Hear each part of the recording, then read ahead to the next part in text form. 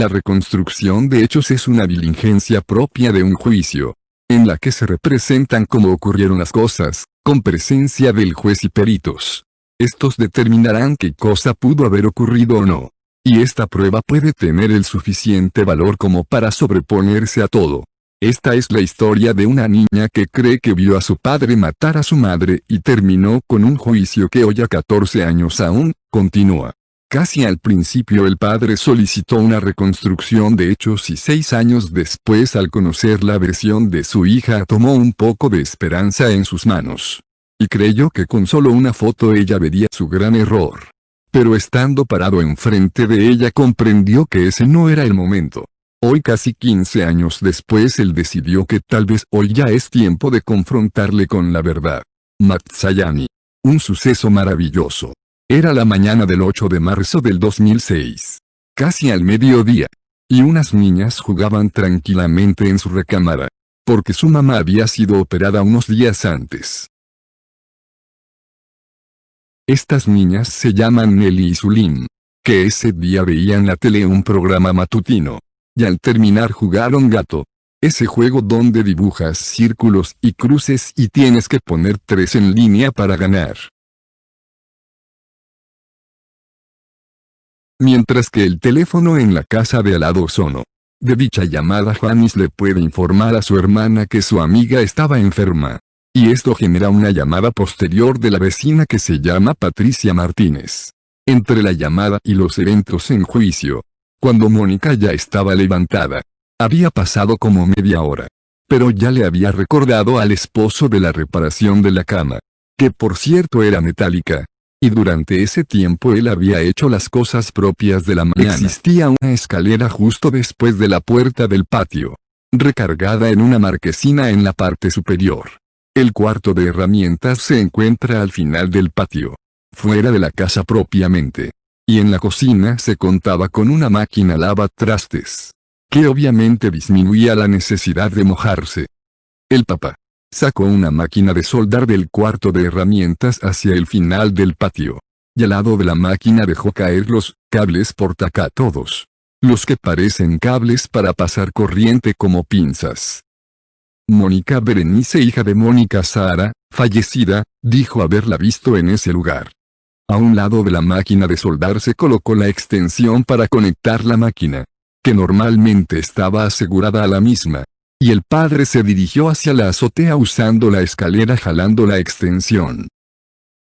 Desde la azotea se puede acceder a la mufa, que da acceso al voltaje de 110 como cualquier casa-habitación normal, donde el padre aseguró los cables de la extensión de la máquina que suponía conectados. Mientras tanto, en la casa de al lado, la mamá de las vecinas se levantó e inició sus actividades. El padre, al percatarse de la extensión suelta, decidió buscar unas pinzas dentro de la casa. Y al entrar vio a su esposa que utilizaba la máquina para lavar los trastes de la noche anterior. La vecina decide dirigirse hacia el baño después de levantarse. El teléfono sonó justo cuando el padre entraba a la casa. La llamada fue de la vecina, Patricia Martínez. Y es trascendente porque no solo registra la hora más próxima de los eventos, las 12:28, sino que nos da una comparativa de esta persona que funcionará como testigo. Mientras tanto, el papá continuó buscando su herramienta debajo de un mueble donde estaba una pecera grande y en una alacena a un lado del teléfono. En dicha llamada le preguntaron a Mónica por su salud, pues a Patricia, su hermana, le había informado de tal situación. Mientras en la casa de al lado las niñas decidieron ir a buscar a su mamá, Nelly y Sulim se dirigieron con ella hacia el baño, porque escucharon cómo entraba ahí. Al salir de su recámara, las menores empezaron a escuchar a la vecina pedir auxilio. La madre salió del baño al escuchar los gritos, y se reunió con sus hijas. Las 3 duraron unos momentos escuchando los eventos en el patio de la casa de al lado, mientras los gritos hacen reaccionar al padre, quien se dirige al lugar y ve a su esposa manoteando con los cables. El padre, al tratar de rescatarla, sintió como la corriente lo aventó, Pero él solo trastabilló, mientras su esposa cayó al suelo. Los gritos de la mamá de Alejandra la despertaron, aunque los creyó como una pelea. El padre se incorporó inmediatamente, mientras Alejandra se dirigió al mismo lugar. Y el padre, sin pensarlo, comenzó a jalar la extensión. Alejandra Matsayani vio a su mamá tirada en el suelo y a su papá parado junto a ella con un cable en la mano. Las tres vecinas la escuchan ofrecer su almohadita de corazón para que dejara a su mamá en paz. Y entonces las vecinas se pusieron muy nerviosas. Fue hasta que escucharon a la hija de la vecina señalar el acto, que Consuelo y sus hijas le dan la interpretación de algo malo, cierran la puerta de su patio y nerviosas se retiran a la recámara de su mamá. El papá de Alejandra pasa a la esposa, del patio al pasillo junto al baño, para alejarla de los cables. Alejandra regresó donde estaban sus padres. Y vio a su padre darle aire a su mamá por la boca y taparle la nariz. Al no entender por qué, le preguntó a este por qué lo hacía. Las autoridades registran un llamado de emergencia al 066 enviando apoyo al lugar. De igual manera, la suegra del papá dijo haber sido llamada por él, mientras Alejandra dijo que su papi le habló a su abuelita.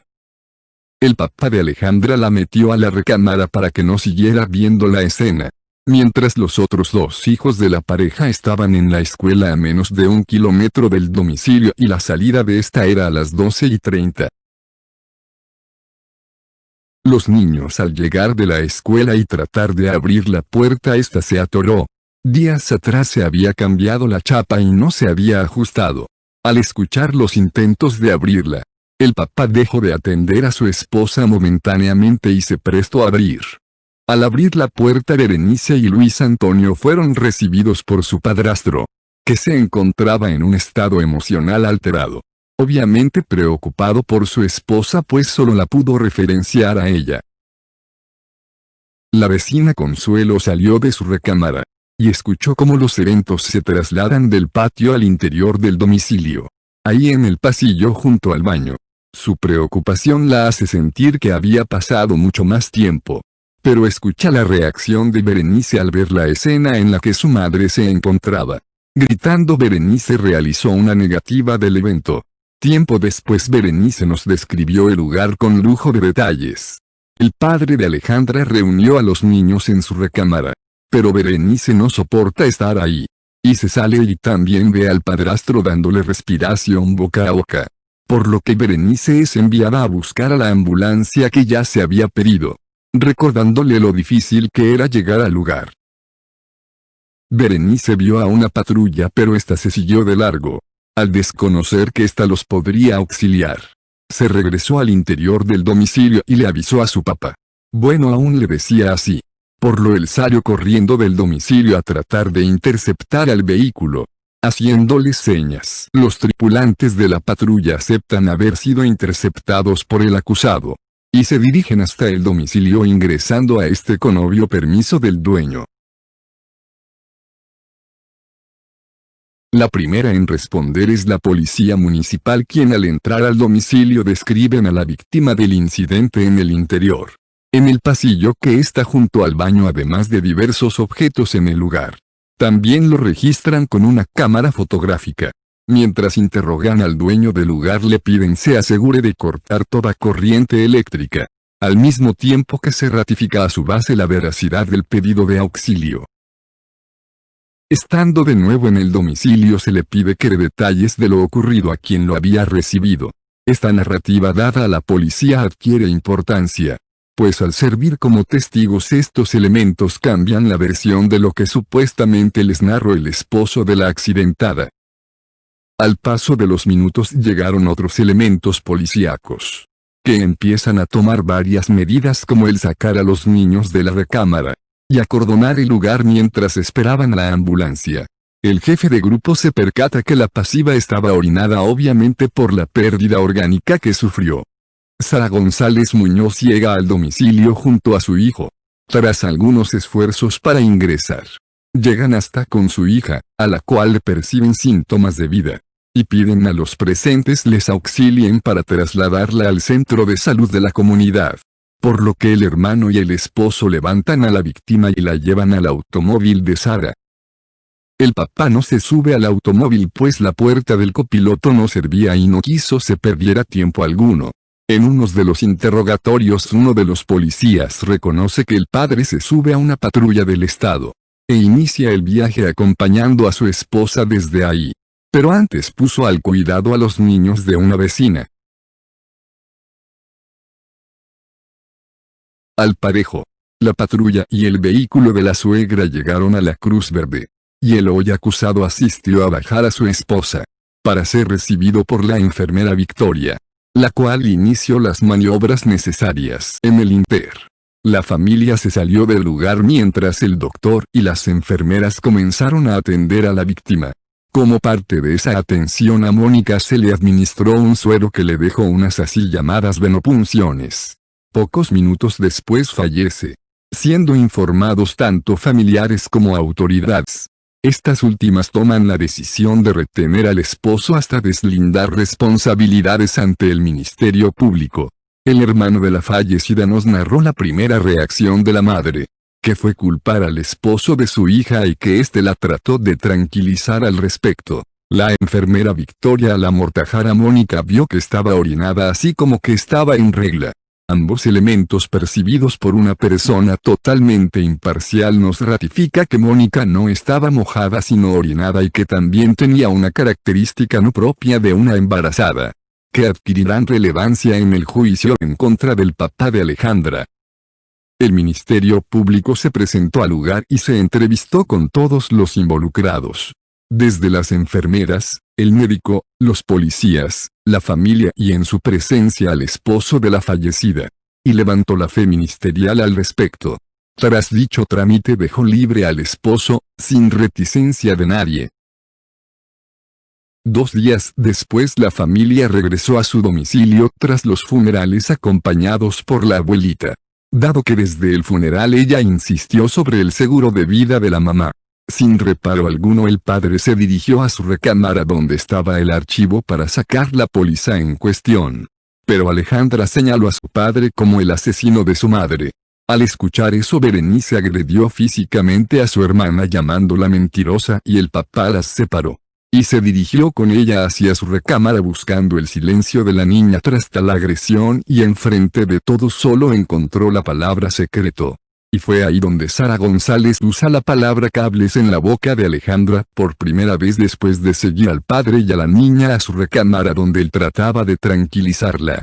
Pero Sara no dice que realizó una suposición al decirle a Berenice que su hermanita decía, que al poner las manos en cierta posición que el padre usó los cables en contra de la madre, pues ella confirma con la descripción del evento que solo lo vio, por lo que trata de cambiar el estado de ánimo de la nieta más grande con una mera suposición.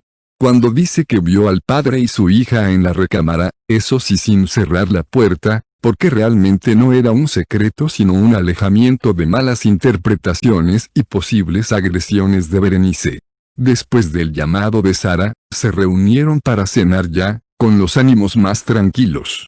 Y después de cambiarse para irse a dormir se reunieron y hablaron sobre la póliza de seguro, preguntando quién manejaría el dinero. Y no fue Sara la beneficiada. Posiblemente en la madrugada Sara le habló a su hijo para que se llevara a su yerno. Porque la mañana siguiente después de sacar al papá de la casa gracias al cuñado, Sara comenzó usando la figura de una madre fallecida y la confianza que la niña le tenía como el apalancamiento para un interrogatorio, medio dormida la comenzó a inducir, mientras la hermana seguía llamándola mentirosa, ratificando la confianza de la niña hacia la abuelita como la única persona que le creía. Aprovechando Sara se escondió la póliza de seguro y luego se entrevistó con su amiga y contadora para hacer cuentas de dicho dinero. Y en pocas palabras Sara sin el padre llevó a la niña a declarar obteniendo una versión que no lo encarcelaría. Por lo que sin regresar a la niña ni a la póliza sacó a la niña del estado hasta que logró una segunda versión de la historia de la niña mientras el padre la buscó por toda la región. Así que ella junto a los niños que se tuvo que refugiar en un hotel de la ciudad hasta que el padre fue presentado para confesar el supuesto delito por los judiciales del estado de Jalisco.